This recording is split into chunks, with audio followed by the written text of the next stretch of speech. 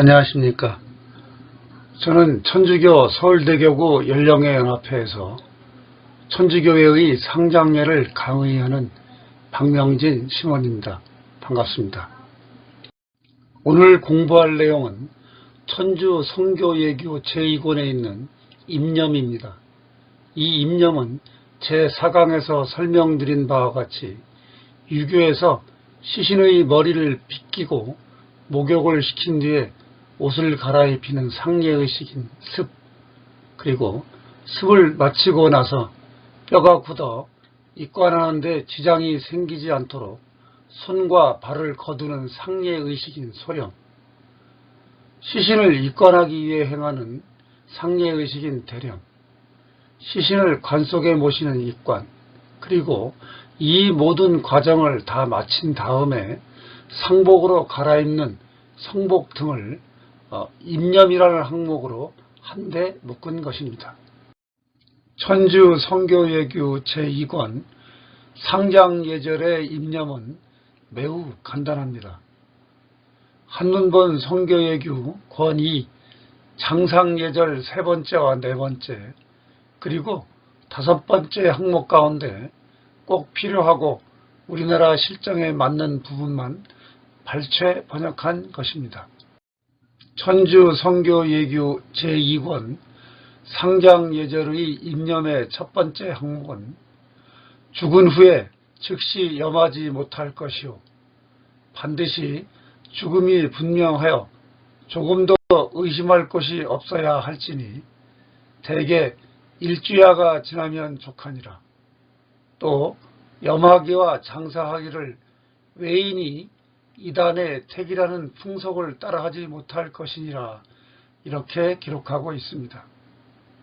여기에서 일주야는 한낮 한밤으로 만 하루를 의미합니다. 그런데 이 규정은 오늘날에도 크게 다르지 않습니다. 천주 성교 예규의 상장예절보다 앞에 수록된 상장규구의 5번째 항목은 상장예절 임념의 해설과는 다르게 비교적 자세한 내용을 수록하였습니다.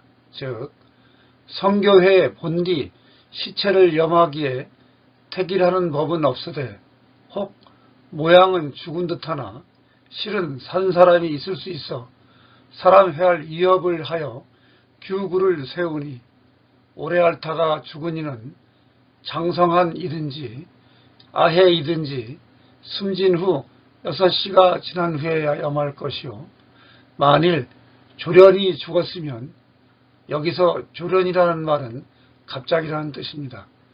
반드시 12시가 지난 후에야 염할 것이요 만일 죽은 후에 시체가 혹 썩어 냄새를 당하기 어렵고 분명히 의심 없으면 그 정한 시 안에라도 가히 염할 것이니라 이렇게 말했습니다. 그런데 이 내용은 한문본 성교예규 성회 상사 규조의 5번째 항목을 번역한 것입니다. 즉 임념하는 날을 가려서 하지 않을 경우는 어버이에게 해를 끼치거나 산 사람들이 병드는 것과 같은 그러한 위해를 당할 수 있기 때문에 반드시 택이라는 관습을 따르는 이교도의 그러한 풍속을 우리 교우들은 따르지 않는 것이 교회의 가르침이라는 것을 분명하게 밝히고 질병으로 죽었을 경우에는 나이를 불문하고 숨을 거둔 지 6개 시즌, 여기서 시즌이란 말하고 앞에 제가 한글본에서 말씀드렸던 그런 시가 같은 말인데요. 이 한문본의 시인과 이 한글본의 시는 오늘날의 시간으로 따지면 2시간에 해당합니다. 즉 그렇기 때문에 12시간이 지난 뒤에 임념에 대한 예절을 거행해야 하고 그리고 12시즌 즉 24시간이 지난 다음에야 임념을 할 수 있습니다. 그러나 시신이 부패해서 냄새가 나거나 또는 그 24시간이 지나기 전이라도 돌아가신 것이 확실하다고 이렇게 판명되면 염할 수도 있다. 이러한 그 내용을 발췌해서 한글로 번역하여서 이곳으로 옮긴 것입니다. 천주 성교예규 제2권 상장예절의 임념 두 번째 항목은 다음과 같습니다. 염할 때에는 먼저 천주여 내 자비하심을 크게 베푸사 우는, 주여 나 깊고 그윽한 곳에서 우는, 연옥도문과 충문을 한 가지로 외우고 성수를 뿌린 후에 시체를 염하여 입관하고 도로 전에 있던 곳에 놓고 장사하기까지 전과 같이 염경할 지니라. 그리고 부가적인 해설인 성교회 예절에 관을 쓰는 법인이 핑계하여 관을 배치 못하나니라 입니다. 이에 비해서 한문본 성교예규 권이 장상예절의 세 번째 항목은 다음과 같습니다. 임념하기 전에는 세 시각에 따라 세 가지로 구분해서 기도해야 한다.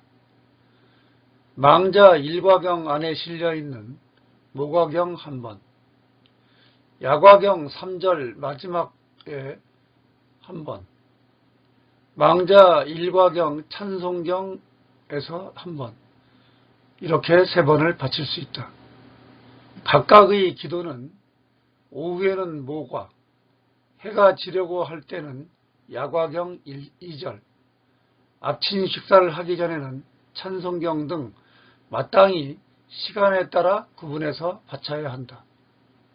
사람이 적거나 글자를 모르는 이는 묵주기도 또는 이 책 안에 있는 찬미경을 세 번 구분해서 바치되, 역시 첫 번째 앞에는 천주여 내 자비하심을 크게 베푸사 우는, 두 번째 앞에는 공심판사, 세 번째 앞에는 반드시 주여 나 깊고 그윽한 곳에서 이런 것을 염해야 한다. 여기에 덧붙여서 주여 망자에게 길이 평안함을 주소서, 영원한 빛이 저에게 비춰지이다를 염하고 각각의 기도를 바치고 나서 연옥도문과 아울러 충문을 바치는 것으로 기도를 마무리하고 각각 성수를 뿌려라. 이런 내용입니다. 한문본 성교예규 권위 장상예절의 네 번째 항목은 임념할 때는 마땅히 천주여 내 자비하심을 크게 베푸사 우는, 주여 나 깊고 그윽한 곳에서 우는, 공심판사, 연옥도문, 충문으로 기도를 마무리하고 나서 다시 성수를 뿌리고 시신을 들어 관에 넣고 덮은 다음에 못을 친다. 이렇게 기록되어 있습니다. 한문본 성교예규에 제목만 있는 공심판사는 로마 예식서 장례미사의 부속가인 D.S. 이레를 번역한 세계가 화염에 휩싸일 때가 진노의 날이라 다윗 왕이 그것을 예언하였도다 라고 시작하는 기도로서 하느님의 무서운 심판에 대한 두려움과 그분의 자비를 간구하고 마리아 막달레나와 강도를 용서하신 주님께 자비를 청하며 하느님의 심판에 대한 두려움으로 걱정하는 인간이 양의 울타리 혹은 하느님 오른편에 들기를 간청하는 내용입니다. 천주 성교 예규의 상례 문답은 11번째 항목부터 임념을 8항목으로 나누어서 상장 규구보다 더욱 자세하게 해설하고 있습니다. 이 임념에 대한 상례 문답 조항은 한문본 성교 예규의 상례 문답의 내용을 번역한 것인데 부분적으로 생략하거나 달리 번역한 부분도 혹간 있지만 대체로 큰 줄기는 그대로 따른 것입니다. 첫 번째 항목부터 살펴보겠습니다. 문, 시체를 옷으로 입힘은 무슨 뜻이뇨? 답, 염치를 보존하고자 함이니 어찌 적신, 여기서 적신은 벌거벗은 알몸뚱이를 말하는데 그 벌거벗은 알몸뚱이를 드러내어 남이 다 보게 하리오라고 했습니다. 여기서 우리가 잘 알고 있다시피 인간은 다른 짐승들과는 달리 벌거벗은 몸을 아무에게나 보이지 않습니다. 특별한 경우가 아니면 알몸을 보이는 것이 예의에 어긋나고 부끄러운 일이기 때문입니다. 따라서 시신에게도 반드시 옷을 입혀 예의를 갖추어야 한다는 것입니다. 박해가 끝난 뒤에 주님의 자녀가 된 이들은 자신들이 입교 이전에 알고 있던 입관에 대한 관습, 특히 시신을 단단히 묶는 것이 문제가 되었습니다. 교회는 이 문제를 개항잡지 1917년 7월호의 질문해답을 통해서 자세히 해설하고 있습니다.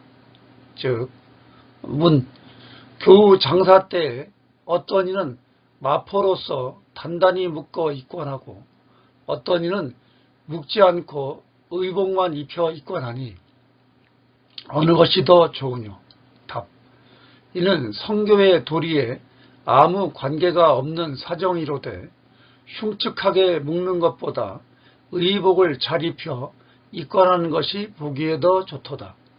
단단히 묶는 것은 어떤 때 아직 죽지 아니한 사람을 죽일 위험이 있을 듯하니 대저 어떤 병은 남 보기에는 죽은 듯하나 실상은 죽지 아니하고 정신이 있어 그 옆에서 묶으려 하는 것과 입관하려 하는 것을 알면서도 말을 못하고 움직이지 못하는 때가 있음이니라. 이렇게 해설하였습니다. 즉, 입관할 때 시신을 묶거나 안 묶거나 하는 문제는 교회의 교리와는 아무 상관이 없습니다. 그런데 시신을 단단히 묶는 것보다는 돌아가신 분이 평소 입던 옷 중에서 가장 깨끗하고 좋은 옷을 입혀드리는 것이 보기에 좋다고 하였던 것입니다. 묶지 않는 것이 좋은 이유로 질병에 따라서는 죽은 것처럼 보이지만 사실은 아직 살아있는 경우가 있는데 죽지 않은 그 자기를 다른 사람들이 죽은 줄 알고 묶으려고 하는 것을 알고 있지만 몸이 말을 듣지 않아서 말을 하지 못하고 움직이지 못하는 경우가 있기 때문입니다. 실제로 서양에는 그러한 일이 있기 때문에 시신을 옷만 입혀서 입관할 뿐만 아니라 입관 이후에 죽은 줄 알았던 사람이 정신을 차리고 관 밖의 사람들에게 자기가 살아있다는 것을 알릴 수 있는 그런 장치를 부착한다는 뉴스를 본 적이 있습니다. 오늘날 삼배로 새로 지은 수의를 우리나라 전통 수의로 잘못 알고 비싸게 구입하는 이들이 대단히 많습니다. 그러나 유교의 대표적인 예서인 주자가래, 상례비요, 사례편람, 그 어떤 책에도 새로 장만한 수의를 반드시 입어야 한다는 규정이 없습니다. 생전에 입던 옷 가운데 좋은 것을 골라 입는 것이 일반적이었습니다. 그래서 관복을 이용한 양반이나 혼례복을 이용한 서민들이 많았습니다. 조선시대 전기나 중기에 만들어진 무덤에서 나온 옷들을 보면 생전에 입은 것 같은, 즉 깃을 둥글게 만든 조선시대의 관복인 달령과 주로 신부나 궁중에서 내명부들이 입었던 부녀의 예복인 원삼 등이 많습니다. 그러다가 조선시대 후기의 무덤을 멸례하면 주자가래에 나오는 신분이 높은 선비들이 입었던 무도신 심의 같은 옷이나 경우에 따라서는 특별하게 피단으로 만든 수의가 나오기도 합니다. 근데 그거는 이제 특별한 경우고요. 대개는 평상시 입던 옷이 주로 나옵니다. 새로운 옷감으로 수의를 만든 경우 조선시대 전기에는 못이나 삼배나 무명이나 비단 등 비교적 다양한 옷감을 사용했습니다. 그러다가 이제 후기에 올수록 사치풍조가 일어나서 그 고위직에서는 고급 견직물을 대체로 쓴 것으로 보입니다.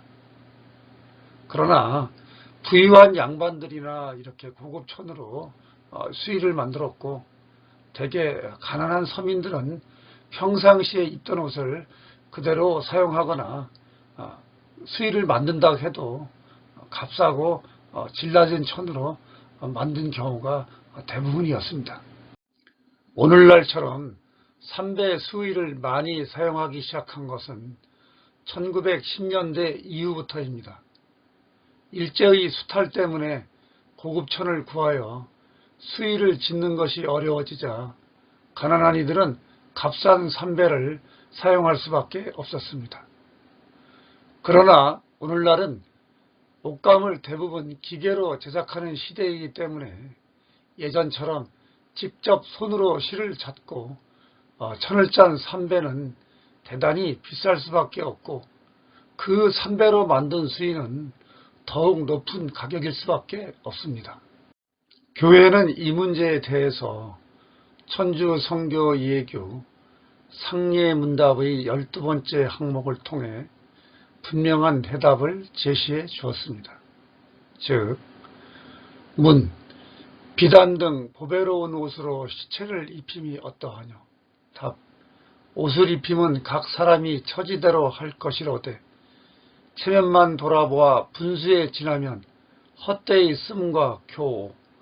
여기서 교라는 말은 교만하고 건방지다라는 뜻입니다. 이 교오를 부리는 두 가지 죄를 면하기 어려우니 가히 3가지 아니하라, 이렇게 말했습니다. 그런데 불행히도 오늘날에도 수의 문제로 갈등을 겪는 분들이 많습니다. 돌아가신 부모님을 비롯한 내가 사랑하는 이에게 평소에도 아름답고 품위 있는 옷을 입혀드리고 싶은 마음은 인간으로서 당연하고 바람직한 마음입니다. 그러니 마지막 길을 떠나는 분에게 최대한 품위 있고 아름다운 옷을 입혀보내고 싶은 그 마음은 인지상정이 아닐 수 없습니다. 나중에 수의에 대해서 자세히 설명을 드릴 기회가 있겠지만, 조선 후기에 이르면 고위 관리 집안의 경우는 수의를 비단으로 따로 짓기도 했습니다. 인간은 혼자 사는 것이 아니기 때문에 체면과 자존심을 그저 묵살하기란 그리 쉬운 일이 아닐 것입니다. 그러나 아무리 아름답고 훌륭한 것일지라도 늘 마음대로만 할 수 없는 것이 우리 인간의 삶입니다. 적절한 균형과 절도 역시 인간에게 아름다운 덕목이 아닐 수 없습니다. 하느님 품으로 떠날 때까지 우리 교회의 정신대로 행한 이들의 모범을 여기서 말씀드리지 않을 수가 없습니다. 제가 아는 분 중에 많은 분들이 남은 재산을 어려운 이들에게 모두 돌려준 것도 모자라서 자신의 그 마지막 그 남은 시신도 다 기증하고, 그리고 마지막으로 입고 갈 수의마저 거부하고 평상시 입던 옷 중에서 그냥 골라서 써라. 그리고 관도 그저 내 몸만 들어갈 수 있으면 된다. 이렇게 가장 저렴한 것을 택하게 함으로써 장례비용을 최대한 아껴서 우리 주변에 많은 그 어려운 형제들에게 반드시 전해주어라, 이렇게 유언하고, 그 자녀들도 그분의 유언 그대로 실천하는 그런 유족들이 상당히 많다는 것을 말씀드리고 싶습니다. 오늘 강의는 여기까지 하겠습니다. 그런데 임념 강의가 너무 길어서 강의를 중단했기 때문에 다음 시간에도 오늘 시간에 이어서 임념을 계속 공부하겠습니다. 감사합니다.